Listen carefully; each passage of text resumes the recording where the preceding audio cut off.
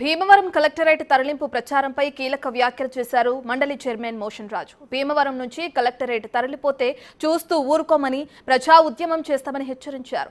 స్థానిక ఎమ్మెల్యే దీనికి బాధ్యత వహించాలన్నారు. కలెక్టరేట్ నిర్మాణానికి గత ప్రభుత్వం 2023లోనే జీవో ఇచ్చిందన్నారు. కానీ కూటమి ప్రభుత్వం అధికారంలోకి వచ్చాక దీనిని విస్మరించిందని ఆరోపించారు.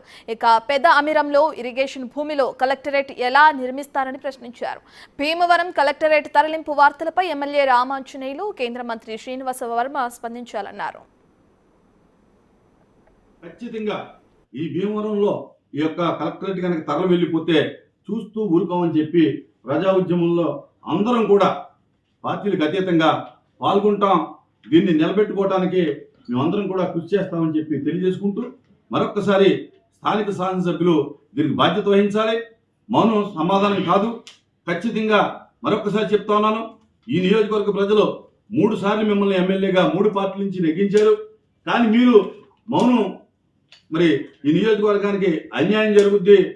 చరిత్రలో మీరు మరి అన్యాయం చేసినటువంటి వ్యక్తిగా ఈ నియోజకవర్గానికి న్యాయం చేస్తారని ప్రజలు నమ్మితే మీరు అన్యాయం చేయడానికి మరి కూనుకుంటున్నారా అని చెప్పి ప్రజలు మరి భావించే పరిస్థితి ఉంటుంది.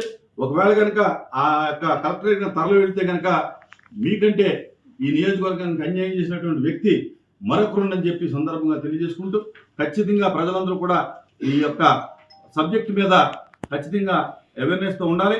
ప్రజా ఉద్యమాలకి మరి మీరందరూ కూడా సమాయత్తం కావాలని చెప్పి అన్ని ప్రజా సంఘాలని, అన్ని రాజకీయ పార్టీలని, ప్రజలందరినీ కూడా నేను కోరుకుంటూ